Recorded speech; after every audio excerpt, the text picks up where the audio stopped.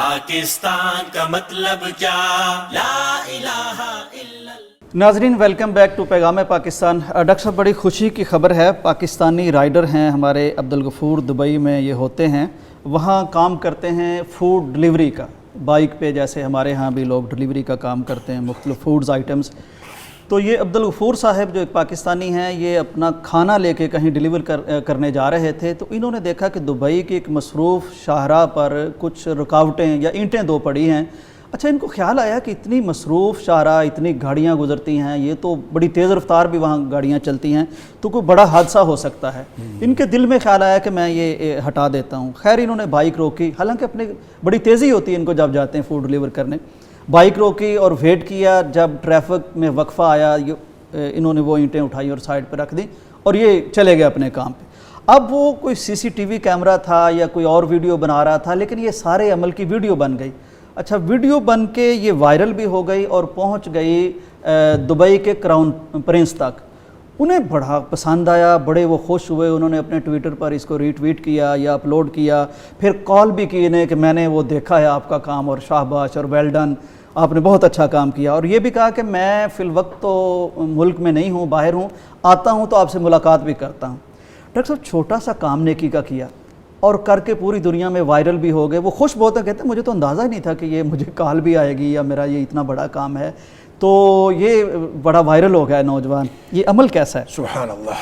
دیکھیں یوسف صاحب، ایک اچھا کام جو ہوتا ہے وہ ساری دنیا کو اچھا نظر آتا ہے، بے شک، اور پھر جب اس کی تعریف کی جاتی ہے تو اس سے موٹیویشن بھی بڑھتی ہے۔ جی ضرور۔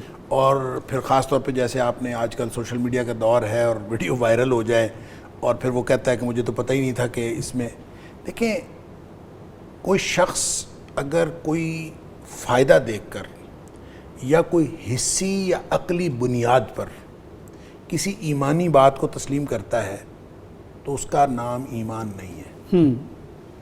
وہ اس کی عقل کا فیصلہ ہے، تجربے کا ایمان اس فیصلہ ہے۔ وقت ہے جب وہ اللہ اور اس کے رسول صلی اللہ علیہ وسلم کا حکم سمجھ کے کرے۔ ثواب تب ہے۔ جب وہ اللہ اور اس کے رسول صلی اللہ علیہ وسلم کا حکم سمجھے گا تو وہ ایمان ہے۔ اسی لیے نبی اکرم صلی اللہ علیہ وسلم نے اس عمل کو ایمان کا حصہ قرار دیا ہے راستے سے کچھ کہ چیز کوئی ہٹا دینا۔ شخص، آپ نے فرمایا کہ ایمان کی 70 سے اوپر شاخیں، بالکل۔ اور سب سے اولین شاخ جو ہے وہ اللہ اور اس کے رسول صلی اللہ کی وحدانیت اور نبی پاک صلی اللہ علیہ وسلم کی رسالت کی گواہی دینا ہے، اور سب سے ادنا جو ہے وہ راستے سے اماطۃ الاذی عن الطریق، راستے سے کسی تکلیف دہ چیز کو ہٹانا، یہ ایمان کا ایک ادنا درجہ ہے۔ ڈاکٹر صاحب اس کا مطلب ہے کہ اگر کوئی راستے پہ تکلیف دہ چیز دیکھتا ہے اور گزر جاتا ہے تو اس کا ایمان گویا کہ بالکل ہی ایمان کے منافی ہے، شہادت نہیں ہے، یہ ایمان کے منافی ہے، کہ یعنی اس کو پتہ ہے کہ یہ چیز لوگوں کو تکلیف دے سکتی ہے اور پھر بھی وہ گزر رہا ہے، تو ایمان کا تقاضا ہے۔ بالکل یہ ایمان کا تقاضا ہے کہ لوگوں کے لیے تکلیف دہ چیز ہٹائی جائے۔ لہٰذا اس بچے نے، اس لڑکے نے، عبدالغفور جس کا نام، عبدالغفور نے جو بھی کام کیا ہے یہ بالکل ایک اپنے ایمان کا اظہار کیا ہے۔ سبحان اللہ۔ اور دیکھیں ایمان انسانیت سے کوئی ہٹ کے کوئی چیز نہیں ہے، انسانیت کے فائدے کے لیے۔ فطرت اللہ التی فطر الناس علیہا، جس فطرت پہ اللہ تعالیٰ نے انسانوں کو بنایا ہے وہی فطرت اصل میں اسلام اور ایمان ہے۔ اب اس فطرت نے اس کو روکا کہ تم یہ 2 اینٹیں پڑی ہوئی ہیں، اس کو ہٹا کے پھر جاؤ، اور اللہ کرے، اور ہم اس خوشگمانی رکھتے ہیں کہ انشاءاللہ اس کے پیش نظر ایمان کا تقاضا ہی ہوگا۔ ڈاکٹر صاحب آپ کی اس بات سے میرے ذہن میں آیا کہ اگر اس بات پہ ایک دنیا کا بادشاہ یا نائب بادشاہ اتنا خوش ہوا ہے اور اتنا اس کو خوش کیا ہے، تو جو بادشاہوں کا بادشاہ ہے سبحان اللہ، وہ کتنا نوازے گا، کتنا نوازے گا۔ اور پھر جب یہ پتہ ہو کہ ہم اس لیے کر رہے ہیں کہ اللہ کے رسول صلی اللہ علیہ وسلم کا حکم ہے اور حدیث ہے، اس کے لیے کریں گے، تو آپ دیکھیں معاشرے کے اندر کس طرح کے خوشگوار اثرات بھی مرتب ہوں گے، اور پھر ہمیں ساتھ ہی ساتھ اللہ کی طرف سے کتنا اجر ملے گا، اور اس اجر کی وجہ سے ہماری زندگی مزید کتنی خوشگوار ہوگی۔ دیکھیں راستوں کا تقدس وہ بھی اس حدیث سے واضح ہوتا ہے، اور یہ جو راستوں کو تکلیف دہ بنانا، اس کی بجائے، یعنی بجائے اس کے یہ تو بالکل الٹ ہو گیا، آپ بجائے اس کے کہ آپ تکلیف دہ چیزیں ہٹائیں، آپ ان کو تکلیف دہ بناتے ہیں۔ کسی بھی کاز کے لیے آپ کر رہے ہوں، آپ چاہے ایجیٹیشن کیے ہوئے ہوں، آپ چاہے کوئی سٹرائک کر کے جا رہے ہوں، آپ کوئی بڑا مقصد حاصل کرنا چاہتے ہوں، جب آپ راستے میں رکاوٹ بنتے ہیں. ڈاکٹر صاحب ہمارے بازاروں میں بھی نا راستے پر ہم اپنی چیزیں بڑھا لیتے ہیں. جو انکروچمنٹ ہے یہ بھی لوگوں کے لیے تکلیف دہ. جو بھی چیز راستے میں تکلیف کا باعث ہوتی ہے ایمان کے منافی ہے. اور دیکھیں کتنی خوبصورت شریعت ہے جو نبی پاک صلی اللہ علیہ وسلم نے عطا فرمائی کہ ان راستوں کے اوپر آپ نے بیٹھنا بھی نہیں ہے. نبی پاک صلی اللہ علیہ وسلم نے منع فرمایا کہ راستوں کے اوپر کوئی شخص نہ بیٹھے تاکہ مسافروں کو تنگی نہ ہو. تاکہ مسافروں کو اور گزرنے والوں کو تنگی نہ ہو. تو بعض لوگوں نے کہا کہ اللہ کے رسول صلی اللہ علیہ وسلم بیٹھنا پڑتا ہے. تو آپ نے فرمایا پھر راستے کا حق ادا کرو. اور حق کیا ہے راستے کا؟ فرمایا کہ نگاہیں نیچی رکھو، کسی کو اذیت نہ دو. اب اس کا مطلب ہے کسی کو اذیت نہ دو کا معنی یہ ہے کہ جہاں سے لوگ گزر رہے ہیں وہاں پہ کوئی چیز نہ ہو. آپ کی کوئی چارپائی، آپ کی کوئی چیئر، آپ کی کوئی کرسی، آپ کی دکان کی کوئی آپ کی چیز، کوئی انکروچمنٹ ایسی نہ ڈاکٹر ہو. صاحب یہ آپ کا کوئی عمل، آپ کی کوئی حرکت بھی انہیں آپ اذیت کا نہ دے. کوئی عمل، آپ کی کوئی حرکت یا آپ کا دیکھنا ہی بالکل. اگر آپ بعض اوقات آپ نگاہیں اوپر کر کے آپ لوگوں کو تاڑ کے دیکھ رہے ہوتے ہیں، لوگوں کے لیے، گزرنے والوں کے لیے، خاص طور پہ خواتین کے لیے مشکل ہو جاتا ہے.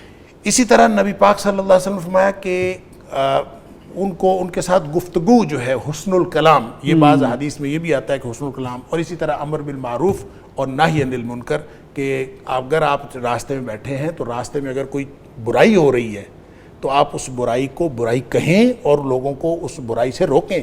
اور پھر اسی طرح راستے میں اگر کوئی معاملہ نہیں ٹھیک ہو رہا، لوگ اگر ٹھیک نہیں کر رہے تو آپ نیکی کا حکم دیں. اس کو کہتے ہیں امر بالمعروف. اس کا مطلب ہے اور اسی طرح جو حسن الکلام ہے اس میں ایک بات یہ بھی ہے کہ آپ سلام کا جواب دیں. سلام کا جواب دینا فرض ہے، واجب ہے. یعنی سلام کرنا تو سنت ہے لیکن سلام کا جواب دینا بہت ضروری ہے. جب یہ ساری باتیں کی جائیں گی تو یہ راستے کا حق ہوگا. اب آپ اندازہ کیجئے کہ کس طرح سے نبی اکرم صلی اللہ علیہ وسلم نے راستے کو تقدس عطا فرمایا ہے کہ یہ راستہ جو گزرگاہ ہے عام لوگوں کی گزرگاہ ہے. ہم روٹ تو لگا لیتے ہیں بڑے لوگوں کے لیے، اور بڑے لوگوں کے لیے تو روٹ لگ جاتا ہے، اس کے لیے تو ساری پبلک کے لیے بند کر دیتے ہیں اور پبلک کھڑی پریشان ہو رہی ہوتی ہے. لیکن پبلک کے لیے راستے کا کوئی تقدس موجود نہیں. لوگ دھکے کھا رہے ہوتے ہیں اور انسانیت کی تذلیل ہو رہی ہوتی ہے، اور آپ سٹرائک کے نام پر اور مختلف قسم کے پروٹوکولز کے نام پر ان کو تنگ کر رہے ہوتے ہیں. تو نبی پاک صلی اللہ علیہ وسلم نے جو راستوں کی جس طرح سے فضیلت، اہمیت ہمیں بتائی ہے، اگر ہم اس پر عمل کریں تو یہ تو اس کا ایک چھوٹا سا ایک مظہر ہے، چھوٹا سا مظہر ہے، چھوٹا سا ایک مظاہرہ ہوا ہے. تو اگر دین پر عمل کریں تو اس طرح کے روز ہمیں مظاہر نظر آئے. ہمیں بڑی عجیب بات لگ رہی ہے کہ جناب ایک اسلامی ملک ہے حالانکہ، اور اس میں ہمیں بڑی عجیب بات لگ رہی ہے کہ یہ ہوا ہے، اور اس کے بعد یہ ایک عجیب بات کے طور پر وائرل بھی ہوا. حالانکہ یہ عام اہل ایمان کی ایک چھوٹی سی خصلت ہے جو سب کے اندر لازمی طور پر شریعت دیکھنا چاہتی ہے، اسی لیے اس کو ایمان کا حصہ قرار دیا. ڈاکٹر صاحب ایک تو یہ بات میں کرنا چاہ رہا تھا کہ جب آپ حدیث مبارک بیان فرما رہے تھے اس میں امر بالمعروف کی جو بات آئی اور نہی عن المنکر کی بات آئی، اس کا مطلب یہ ہے کہ اگر ہمارے سامنے کوئی حادثہ ہوتا ہے، کوئی ڈاکہ زنی یا کوئی اس طرح کا فعل ہوتا ہے تو ہم محض تماشائی نہیں بن سکتے. اگر ہم راستے پہ موجود ہیں تو ہمیں وہاں نیکی کا کام کرنا ہوگا، برائی کو روکنا ہوگا. دوسرے ڈاکٹر صاحب یہ بات فرمائیے کہ چونکہ ہمارے ہاں بڑے گنجان آباد شہر ہیں، پارک نہیں ہے، اس طرح وہ ٹاؤن مینجمنٹ نہیں ہے، شادیوں کا معاملہ ہے، جنازوں کا معاملہ ہے، کئی دفعہ مساجد کے ساتھ جمعے کا معاملہ ہے، تو ہمیں یہ یعنی بادل نخواستہ یا مجبوراً سڑکوں کو استعمال میں لانا پڑتا ہے. اس کی کیا حیثیت ہوگی؟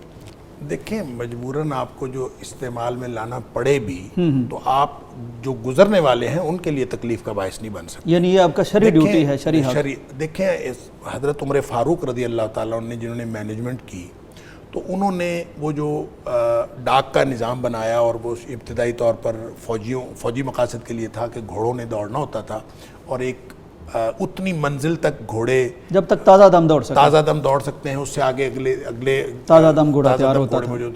تو وہ گھوڑے دوڑنے کی جو جگہ ہوتی تھی اس کے 60 گز ادھر اور 60 گز ادھر کسی کو کوئی مکان بنانے کی اجازت نہیں تھی. اتنی کھلی چوڑی شاہراہ ہو تاکہ گھوڑے جو ہے اس طرح سے دوڑتے رہے.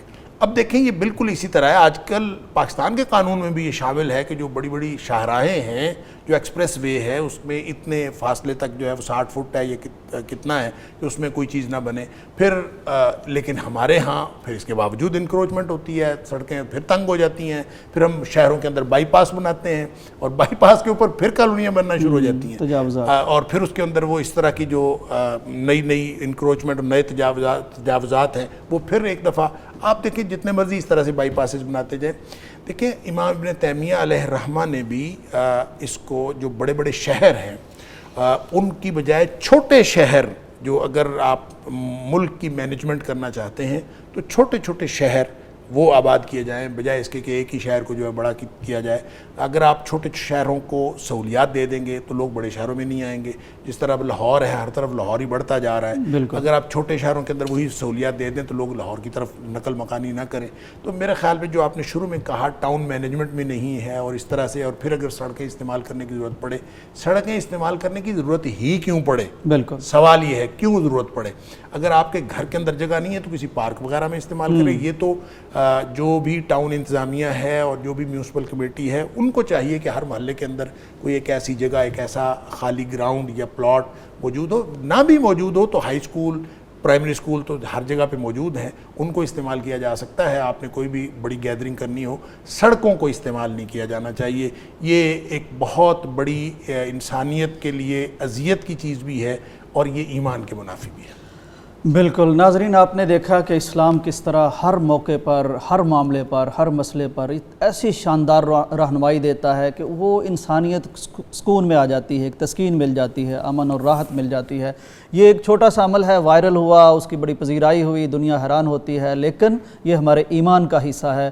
اور یہ بات تو آج ہم نے جان لی ہے کہ شریعت ہمیں راستوں پر ایسا کوئی حق نہیں دیتی کہ ہم گزرنے والوں، مسافروں، خواتین، بچوں، کسی کو بھی تنگ کریں یا ان کی اذیت کا باعث بنیں.